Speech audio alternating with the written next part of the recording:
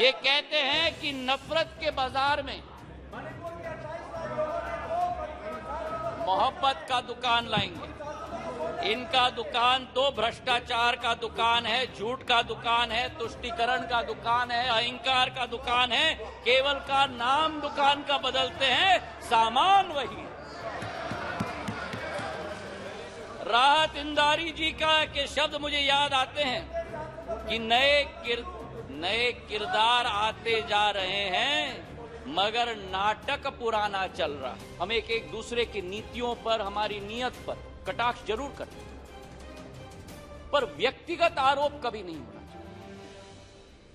और जो आरोप इस हाउस में किया गया कल सभापति महोदय, मुझे आश्चर्य भी हुआ और दुख भी हुआ जब राहुल गांधी जी ने सदन में कहा कि प्रधानमंत्री के लिए मणिपुर हिंदुस्तान का भाग नहीं। मैं बताना चाहता हूं आपको सभापति महोदय कि जिस प्रधानमंत्री ने उत्तर पूर्वी राज्य को विश्व के साथ जोड़ा है, जिस प्रधानमंत्री का उत्तर पूर्वी क्षेत्र के साथ दिल का रिश्ता है, जिस प्रधानमंत्री ने भारत के दुश्मनों को उत्तर पूर्वी राज्य से खदेड़ कर बाहर कर दिया हो, जिस प्रधानमंत्री के रोम रोम में भारत माता बसती हो, जिस प्रधानमंत्री ने भारत कश्मीर को भारत के अभिन्न अंग बनाने के लिए अनुच्छेद 370 रद्द किया हो, श्यामा प्रसाद मुखर्जी के सपने को एक विधान, एक प्रधान और एक निशान को साबित किया हो। मैं बताना चाहता हूं विपक्ष को सभापति महोदय कि भारत को अलग अलग टुकड़ों में देखने की विचारधारा आपकी है, हमारी नहीं।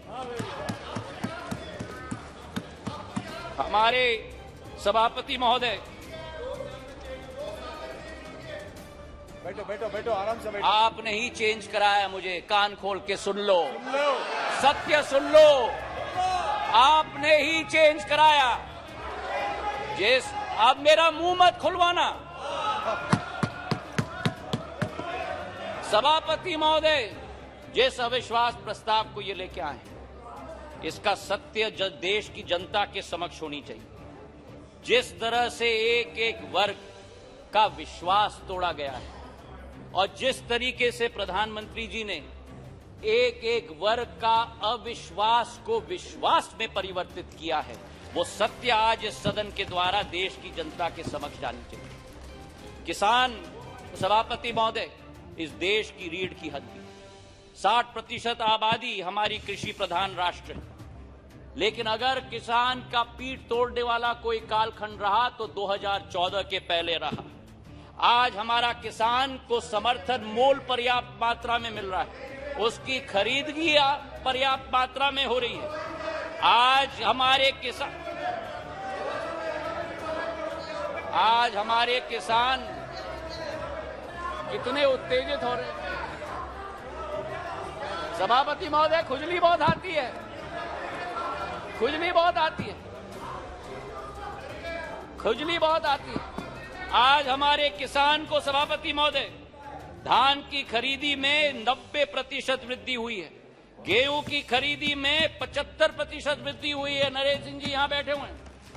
हमारे समर्थन मूल्य की हम बात करें, 2014-15 में धान की एमएसपी 1360 थी, आज धान की एमएसपी 2183 है, 60% की वृद्धि हुई है।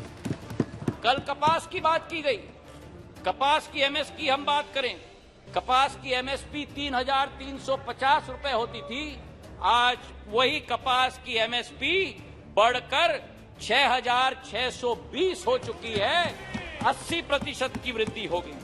सोयाबीन की एमएसपी 2560 रुपए होती थी, आज 4600 रुपए हो चुकी है, 80% की वृद्धि हुई।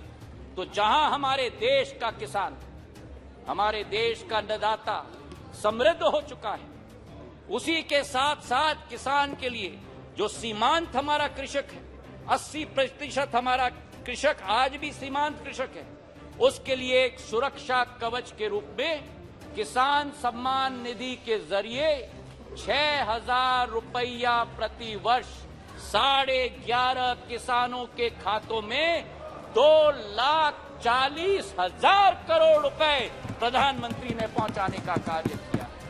यही अंतर है तुष्टीकरण और संतुष्टीकरण के बीच में, सभापति महोदय।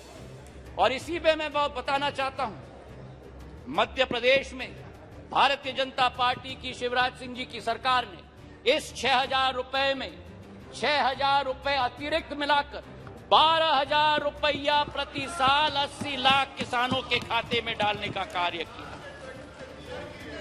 प्रधानमंत्री जी का संकल्प है कि तीसरी पारी में भारत में वर्ल्ड क्लास इंफ्रास्ट्रक्चर गांव-गांव तक हम पहुंचाएंगे।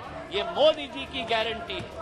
तो आज सभापति महोदय, ये स्वच्छ इंडिया अभियान की बात कर रहे हैं। ये कहते हैं कि नफरत के बाजार में मोहब्बत का दुकान लाएंगे। इनका दुकान तो भ्रष्टाचार का दुकान है, झूठ का दुकान है, तुष्टीकरण का दुकान है, अहंकार का दुकान है। केवल का नाम दुकान का बदलते हैं, सामान वही है। राहत इंदारी जी के शब्द मुझे याद आते हैं कि नए किरदार आते जा रहे हैं, मगर नाटक पुराना चल रहा है। मैं ये कहना चाहता हूं कि अधीर रंजन चौधरी जी ने स्वयं कहा कि ये मजबूरी का गठबंधन है। मैं उनको कोट करना चाहता हूं। उन्होंने एक इंटरव्यू में कहा था, अधीरदा ने, सबको लगा है कि इस समय जो मोदी शाह का जगरनॉट चलते हैं, सबको लगा है कि इस समय जो मोदी शाह के जगरनॉट चलते हैं, सबको एकजुट होना जरूरी है।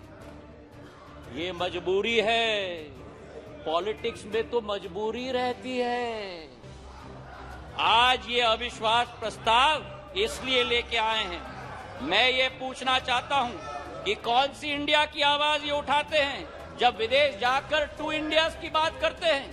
ये कौन सी इंडिया की आवाज उठाते हैं जब गलवान में हमारे सेना के शौर्य और उसी के साथ सर्जिकल स्ट्राइक पर उंगली उठाते हैं? ये कौन से इंडिया की आवाज करते हैं जो कोरोना जैसी भीषण समस्या में राजनीति पर उतर जाते हैं?